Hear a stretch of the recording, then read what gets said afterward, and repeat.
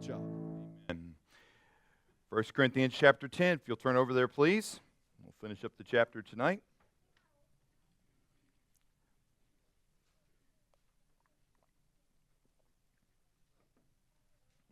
Good singing tonight. Thank you so much.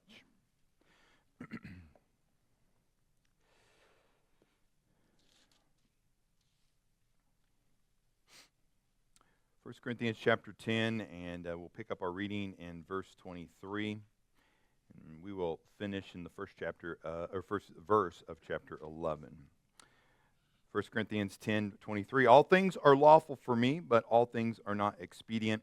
All things are lawful for me, but all things edify not. Let no man seek his own, but every man another's wealth. Whatsoever is sold in the shambles, that eat, asking no question for conscience sake.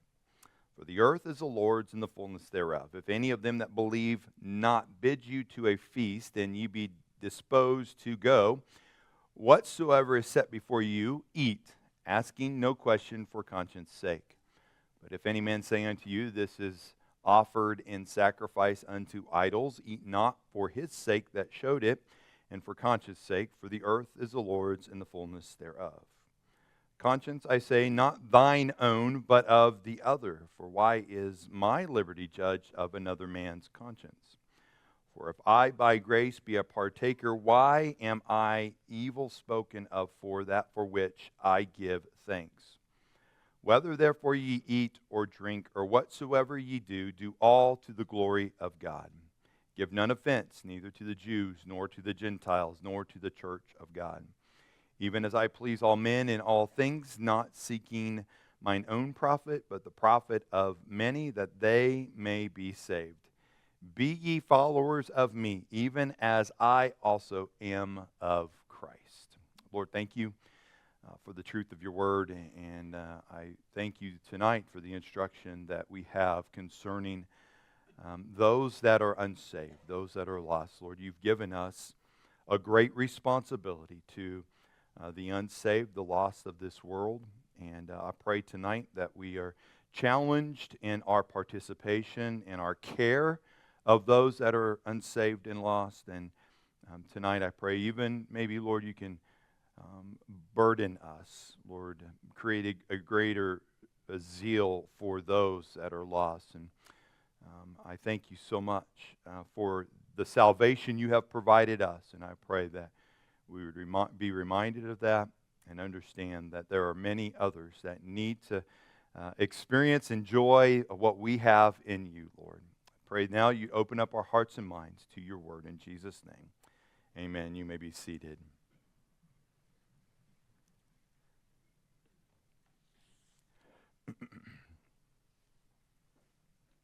Kind of feel like a broken record. If you remember chapter 8, I'm just kidding. To a certain extent, I'm not. You can see the first part of our text tonight that Paul is reiterating pretty much the principles that we learned all the way back in chapter 8. He reminds his readers that it is lawful, it's right, it's permissible to eat the meat offered to idols. And I know we talked a little different this morning. Hang in there. We'll address that in a moment. And for the most part, he recognizes that he is free to eat anything that is sold there in the meat market without raising questions of his conscience, his moral, barometer, right? That's what a conscience is. Paul says the Christians should not make any issue there with the butcher as to whether the meat was sacrificed to idols or not. He says in verse 25, whatsoever sold in the shambles. The word shambles is the idea of a meat market where meat is sold. And he says, let me turn back. I have to turn pages. Whatsoever is sold in the shambles, that eat, asking no question for conscience sake. And he's just reiterating the point that they have some liberty there to partake of that. This idea of don't ask questions, it's okay to eat, don't feel guilty for eating this. Paul says to eat the meat. The Lord is the creator of all things. He said, for the earth is the Lord's and the fullness thereof. Paul's quoting Psalm 24:1 and just reiterating that God is the one that created the animal that is being eaten, and understanding that the cow belonged to the Lord when it was on the hoof, and now it belongs to the Lord when it's on the barbecue as well. And God has given the meat, and He's just saying, look, you have some liberty to enjoy that meat, and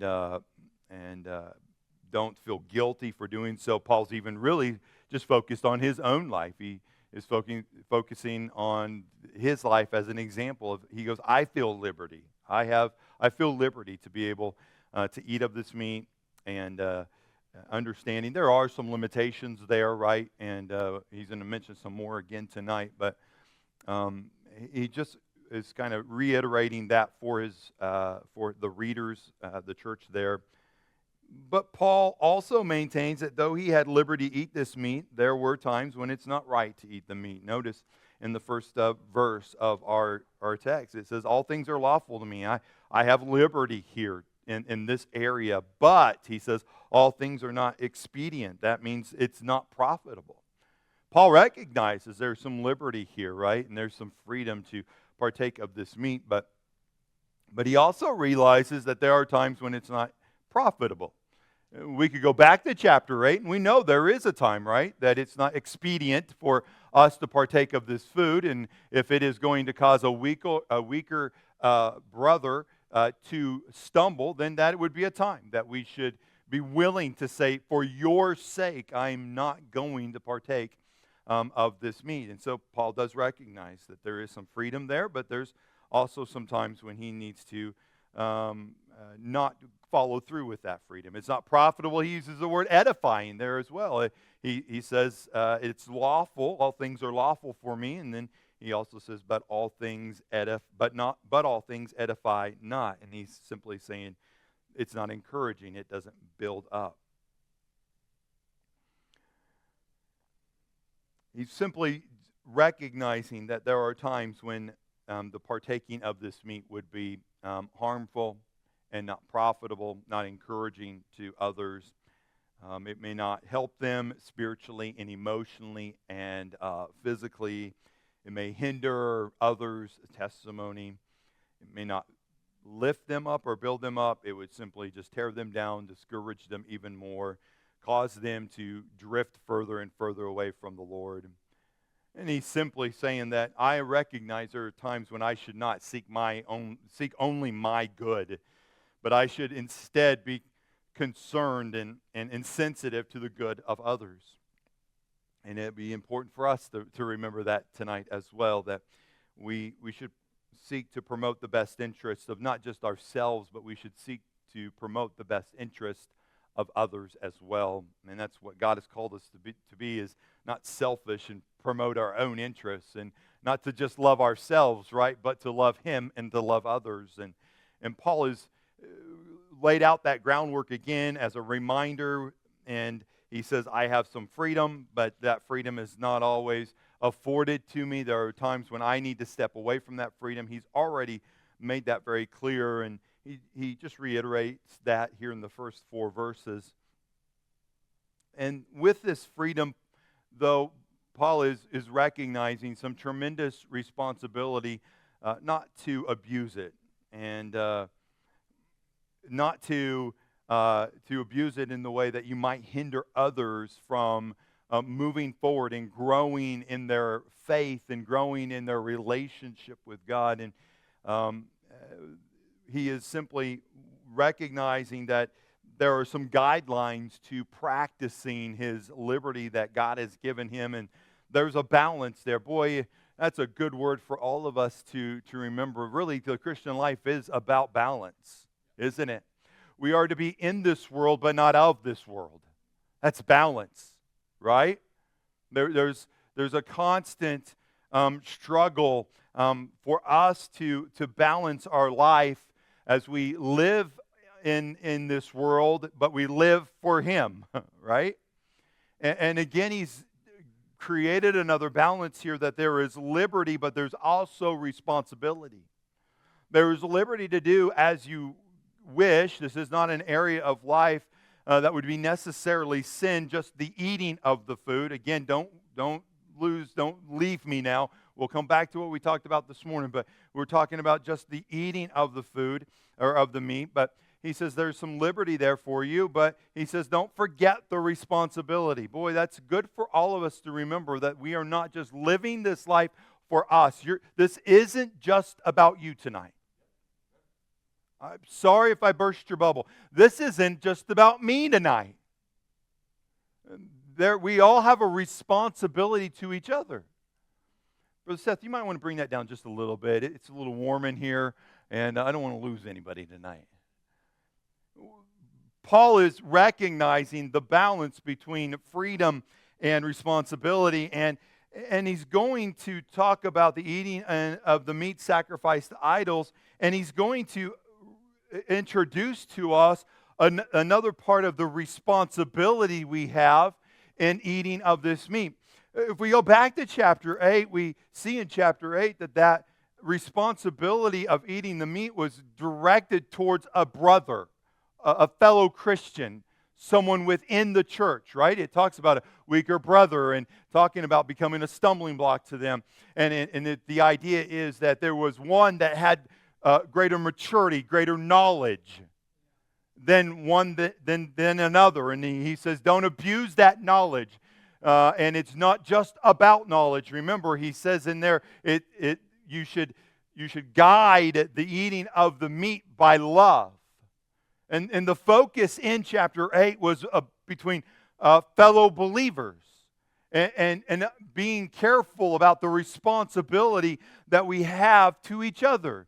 And Paul's going to continue kind of that thought, but he's going to focus on a different group of individuals, and he's going to relate this idea of balancing the liberty and responsibility to what I believe the unsaved, the non-Christian part of our world, that those that would be considered lost. They are not followers of Christ. They would not have been a part of this church. And he's going to relate and communicate the responsibility we have to them concerning our liberty.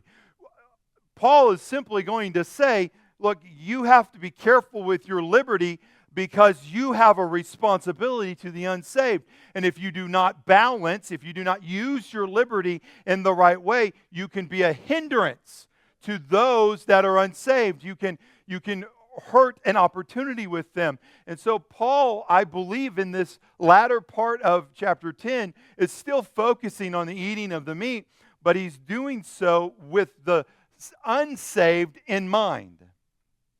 Let's see if we can make that clear tonight. And the first four verses, he's already laid out the general principle of eating meat. And he gets to verse 27.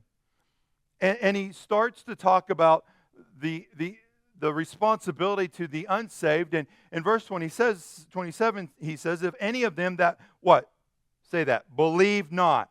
You see that? Say it again. Believe not. There you go. Make sure you're not falling asleep on me. He says, those that believe not. Can I tell you, this is real deep. I think he's talking about people that don't believe.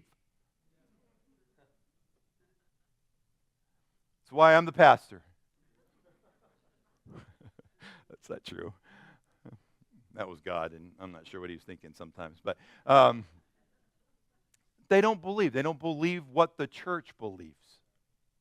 I think it's safe to say that he's talking about those that are unsaved. I want to pause. I think I have it in the notes somewhere, but I want to pause and say I'm thankful that Paul recognizes that the church should have some relationship with those that are unsaved. I mean, that seems to be just understood here.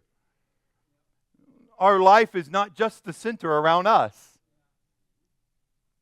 I don't know how many's here tonight, but it's not like, 60? You were running somewhere around in there, so 60 people, and that's enough, no more. No, that's not what God intended. God intended for us to have interaction with those that are unsaved. I would tell us tonight that there is a certain level of being okay with that. How are you going to lead them if you don't talk to them, right?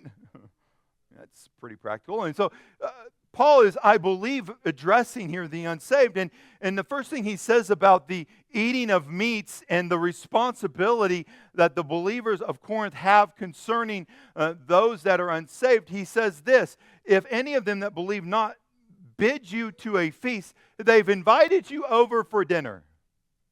That's a great way to get to know your neighbors. Well, you don't understand. They're not saved. They use some language that I'm not familiar with. They talk about some things that, it's not normal for us to talk about. Yeah, you did too before you knew the Lord. Right? I mean, there is, yes, maybe some boundaries you need to put there, but I think for the most part, you guys live next to neighbors that, you guys put up with more on TV. So, I'm figuring if it's okay to listen on TV, you'd probably be okay with having supper with somebody, all right? Well, that went over well. He says, what if your unsaved friend invites you over, he says here, for a feast, and you be disposed to go? You agree. You've taken some time to think about it. You're like, you know what? That sounds like a good idea. And they invite you over to have a feast. They want to get to know you maybe. Maybe they've got a new recipe they want to try out on you. That's what my wife does. If you ever come over to our house, I almost guarantee you're going to eat something I've never eaten. I guarantee it. I'm thankful that I was going to say endure that to alone, but I'm thankful I get to enjoy that with you. So maybe it's a new recipe. I'll need a place to sleep tonight if someone could offer that for me. And so you decide to go. And then notice what he says here. Whatsoever is set before you, eat. Ask no question for conscience sake. Can I tell you the first responsibility we have concerning some areas of our life? They're speaking towards the eating of meat. It looks a little different for us today. There are things that the unsaved will do that is questionable. Can I tell you, they're only acting like you and I act. They're acting like the God that they serve, right? That's all they're doing. We shouldn't be surprised by some of the conversation that they have. We shouldn't be surprised by some of the lifestyle they have. We should not be surprised by that. And he says, look, you may be asked to eat something that is from a sacrifice to one of these idols. He says you might be asked to eat this meat that might be sacrificed, and he's simply saying, ask no question. Don't make a big deal out of it. And he's telling us the responsibility we have there is to eat what is put in front of us. Now, this isn't just a health issue, and this isn't anything like that. He's simply saying this: don't ask the question. Don't go into their house probing and going, where'd you get this meat? Well, this meat looks kind of familiar. I think I've seen this meat before. Is this meat that was offered to pagan idols? He says, don't ask, don't worry about easing your conscience. He's saying, I'm giving you liberty to eat the meat. It is okay to eat the meat. Why? Because this is an opportunity to lead the lost. This is an opportunity to share the gospel. This is an opportunity to be a testimony and a witness to those that are lost. The worst thing you could do is walk in and fuss about the meal that's before you and make a big deal out of something. Can I tell you, for the lost, this probably wasn't a big deal to them. For the majority of them, I'm going to talk a little bit that there may have been some that would have been familiar with how the Christians of that day would have felt about meat offered to idols. But for the most part, they're not going to be upset about that. I mean, they didn't see no problem. All they saw was cheap meat. And I think we should be honored that they saw the need to have us as believers, come over and spend time with them. Can I tell you, that is an opportunity for the gospel. And you could blow it over pettiness. We do that a lot. Well, I would go over to their house, but they listen to some really bad music. I've heard it. And again, I think, within reason, there's some things there. But again, you hear more bad music in the grocery store, and it doesn't keep you from going there. Do you understand what I'm saying here? We get in there and we can throw a fit over it, or maybe we just refuse the opportunity to have a meal with them because it's not what we think it should be, and it's not like our perfect little world. And because it's not our perfect little world, we say, "Nah, I'd rather not eat with you." And can I tell you what you may have done? You may have stolen an opportunity for that individual to hear something about the gospel, to see the gospel played out in front of them.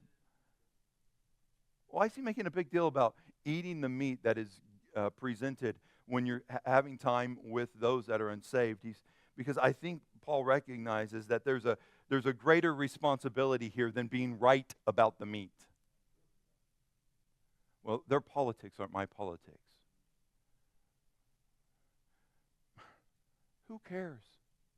You know what's more important than your politics? Your God. At least I hope so. Am I making sense? We make a big deal out of these things that are so petty, and we can miss out on the opportunity. And Paul's just simply kind of releasing the church to say, no. If they invited you over to eat, don't worry about what you're eating.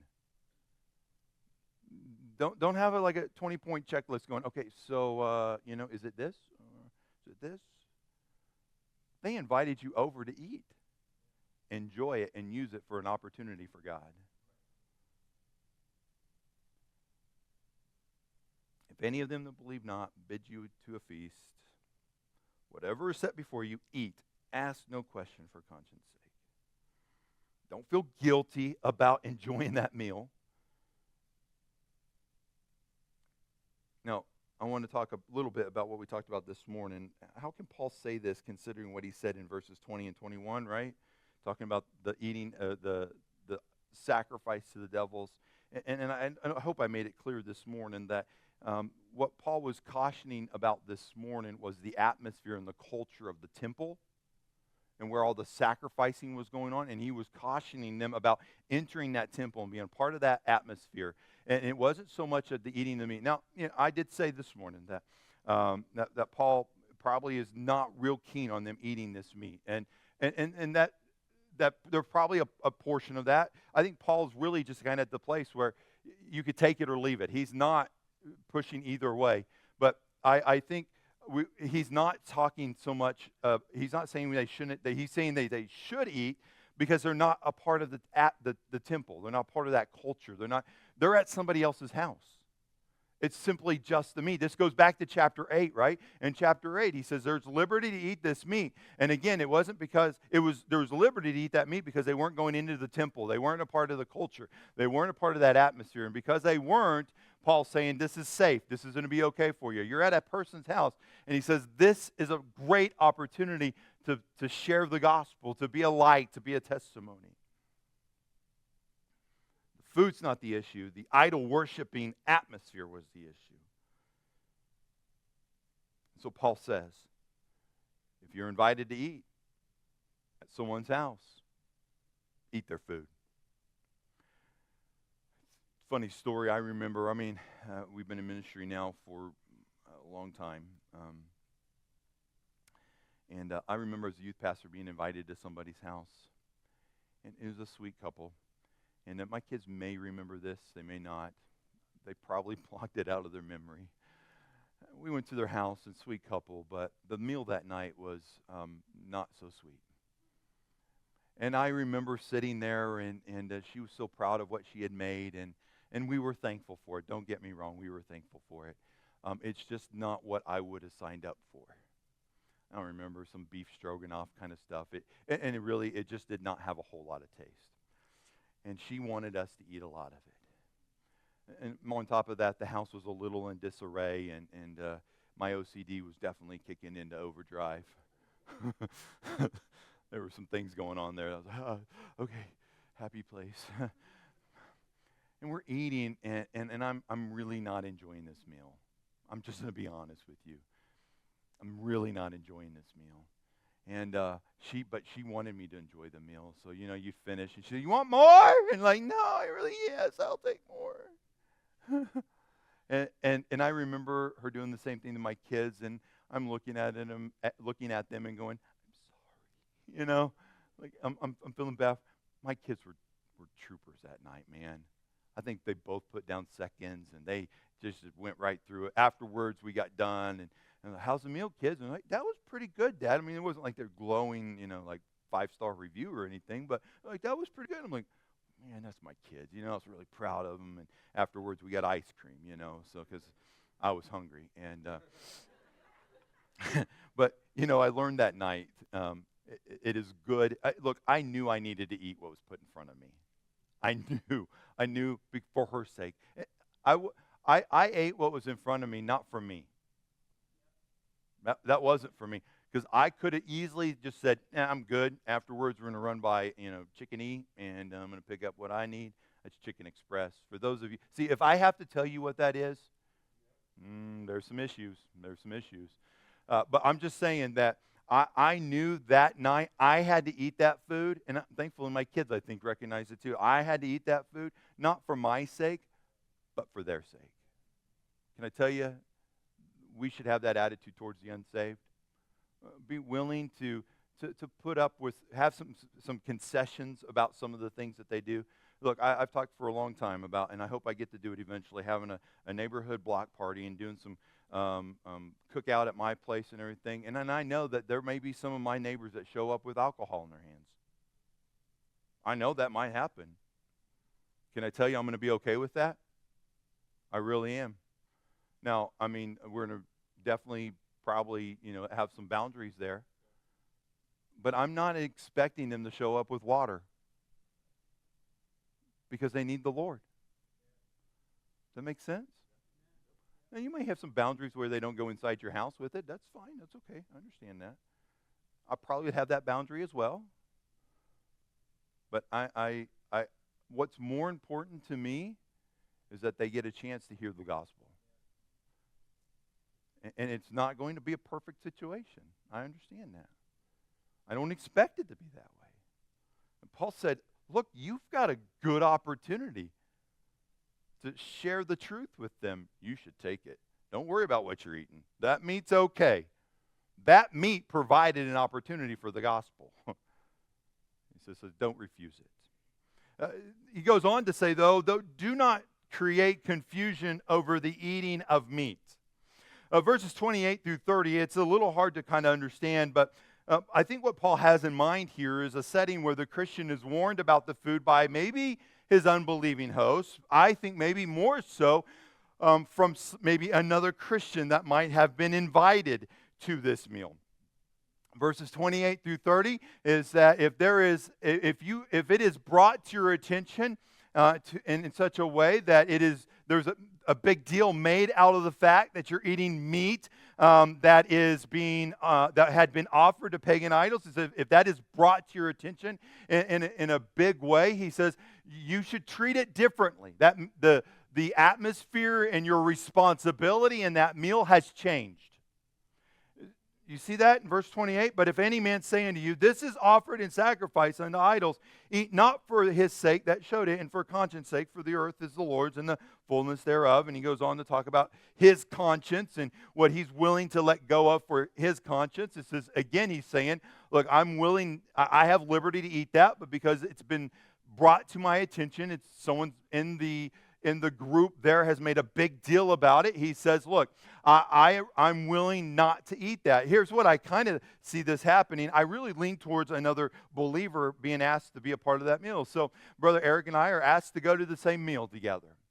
And we get there, and Brother Eric goes, Pastor, you see that meat? That's pagan idol meat. Whoa. Okay, that's fine, Eric. That's fine. No. You don't understand. Pagan idol meat. Because, I can't understand English, so you have to say it really slow. And we're like, okay. And then the host, the unsaved host, goes, is everything okay? Everything fine? Like now you made a big deal out of nothing. And now the host is asking questions. Maybe even this happens. Would you be quiet, Eric?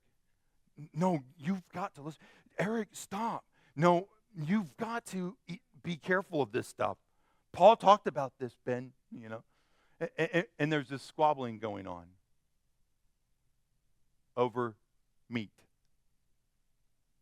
Can I tell you what can be the most dangerous thing to the furtherance of the gospel? Two Christians fighting. Squabbling. Not even having a real, full-blown fight. Squabbling over things that doesn't make sense to the unsaved. But all they see is two individuals not acting Christ-like, not showing love one to another, not living in peace with each other. And what's that communicate to the unsaved? They act like my coworkers at work. I'm not sure I want to be a part of that. I'm not sure that's what I want to be a part. Why would I want what he has? I mean, they fight more than we fight. And the squabbling and, again, the pettiness between two believers. It may be a situation where this is an unsaved man, and he understands what's going on in the church, right? He's aware. That happens sometimes. He's aware what's going on in the church, and he is testing you. He brings it up, and he puts the T-bone steak in front of you, and he goes, you know where that came from? No, man, where'd that come from? That came from the pagan idols, the pagan temple. And he's watching to see what you are going to do. He knows the conflict that might be going on in the church. Unfortunately, we all of our pettiness bleeds out of our churches, and many of the unsaved are watching it, and they're using it against us. And they're testing us to see if we really are who we say we are. And whatever reason this is, it has been brought to his attention that this is meat that has been offered. And he says at that moment, don't create confusion over the eating of the meal. He says it's better that you don't eat it than if you eat it.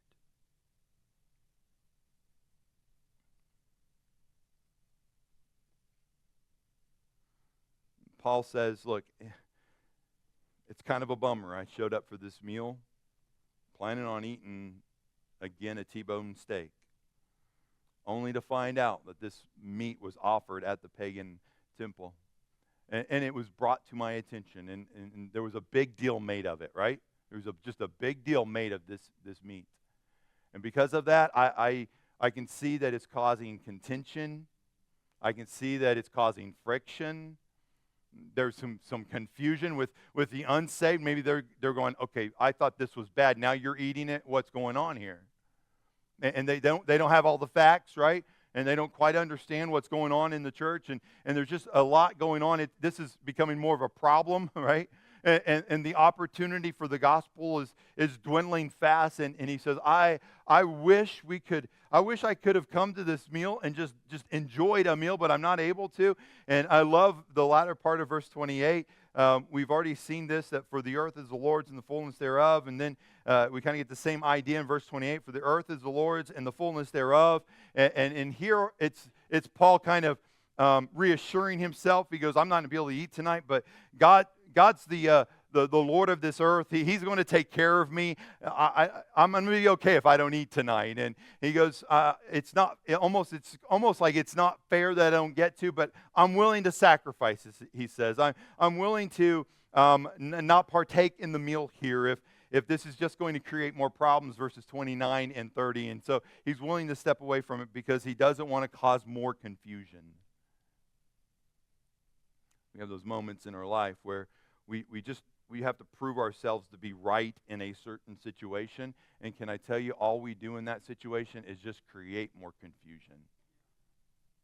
We push the unsaved away.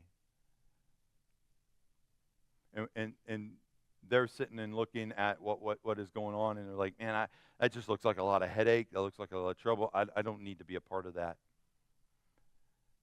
And the best thing for us to do is not to continue to prove our point or make sure we're right. The best thing to do in these situations is just to be quiet.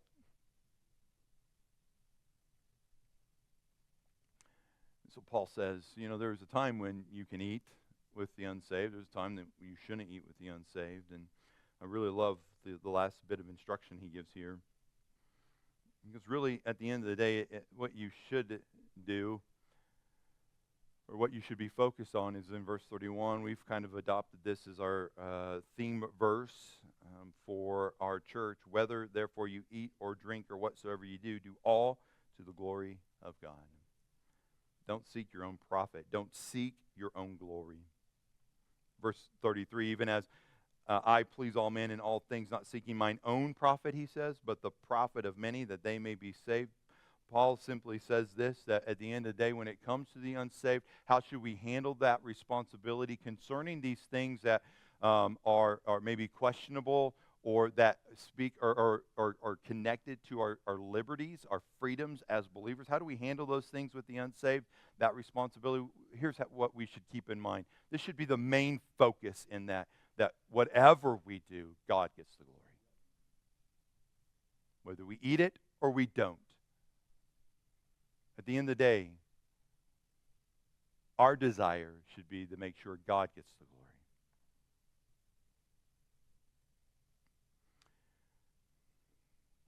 We don't glorify God when we do whatever we please.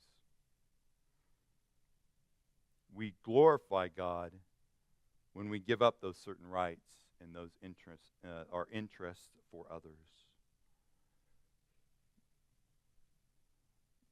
He says, do all to the glory of God. Give none offense. Don't drive a wedge. Don't create confusion and problems and resistance, neither to the Jews nor to the Gentiles, nor to the church of God. He's kind of summing up this whole idea about the eating of meats, and he's kind of putting a bow tie on it. And he says, at the end of the day, this needs to be the focus. This needs to be the driving force on handling this situation in your life. God gets the glory. There's none offense for anyone that's involved. And the focus should be more on pleasing man and God in all things, and seeking not our own profit, and making sure we fulfill our own privileges and our own rights. Really, at the end of the day, the focus should be on others and God.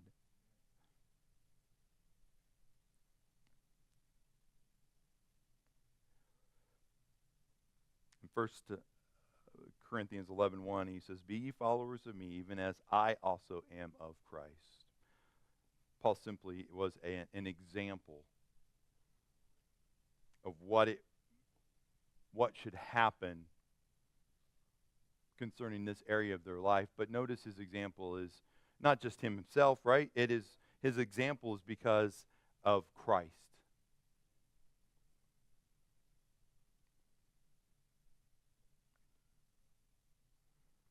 Paul, it didn't matter if it offended or caused another to stumble or be injured. Paul would gladly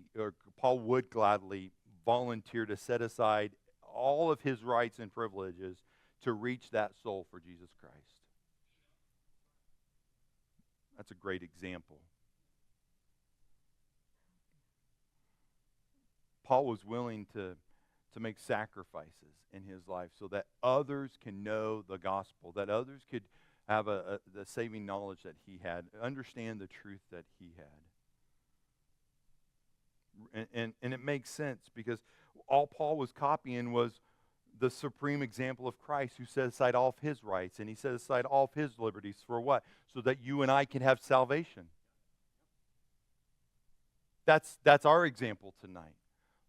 Our example of how we should treat the responsibilities or the rights and the privileges we have. Our example of that is God himself, Christ himself, who set all of that aside so that we might be saved.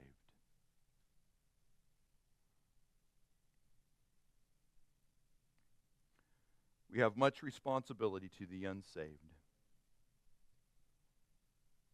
We have been given much knowledge. We have been shown the light, right? We understand some things that we didn't understand before because of our relationship with God. And with that knowledge that we have a great responsibility to the unsaved.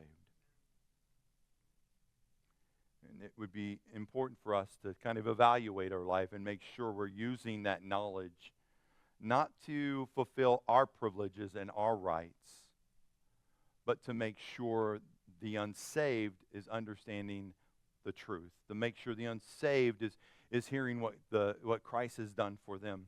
It is making sure that the gospel goes forth. I'm willing to set aside all of my rights and my privileges if just one person would get saved. Well, Pastor, you know that you don't have to give up your Sundays. You really have a right to stay home on Sunday. Maybe I shouldn't tell you this, but you all do have a right to stay home on Sunday. I mean, you can stay home. God gives you that choice. You can stay home on Sunday. You can not read God's word. I mean, you've got these rights, right? But I'm willing to sacrifice some time. I'm willing to sacrifice some of my wants and my desires. I'm willing to sacrifice certain possessions and activities if I know that someone might get to hear the gospel.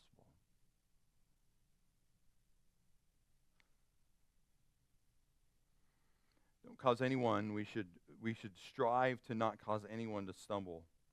Unsaved, those in the church as well.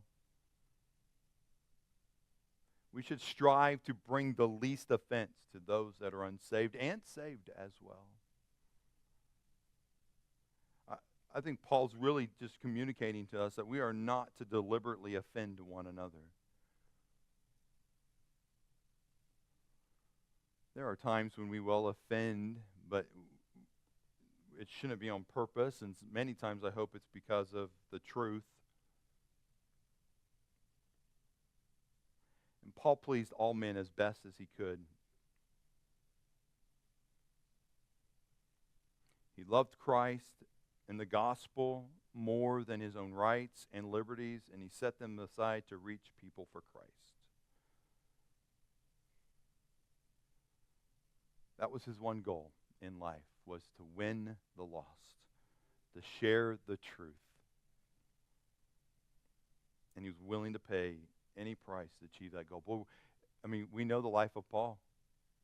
He went through a lot. I mean, at times he was in jail, giving up his liberty. Why would a man be willing, like Paul, why would a man be willing to go to jail? Many times because he was sharing the gospel. He was doing what God had called him to do. He was willing to pay any price to achieve the goal of the gospel going forward. He would not have anything in his own life that would keep an unbeliever from responding to Christ as his Savior. See, if we are people that have our heart set on the salvation of others, then we won't mind giving up some things. We won't mind letting God affect some parts of our life. And this won't all happen because of rules and regulations, but it'll happen because we have a heart that wants to please the Lord, and we have a heart that wants to win men to Him. We have a heart that wants to bring glory to God. Look, if we get that heart that we want to bring glory to God, it won't matter what sacrifice we need to make. It won't matter what God asks us to do. We'll be willing to do it. And it will become a high motivation for us in living our life for the Lord. If you get anything from the rest, or from these last three chapters, I hope you understand those last three verses. Whether therefore you eat or drink or whatsoever you do all to the glory of God. Give none offense, neither the Jews nor Gentiles nor the church of God, even as I please all men in all things, not seeking mine own profit, but the profit of many, that they may be saved. Let's stand. Heads bowed, eyes closed tonight.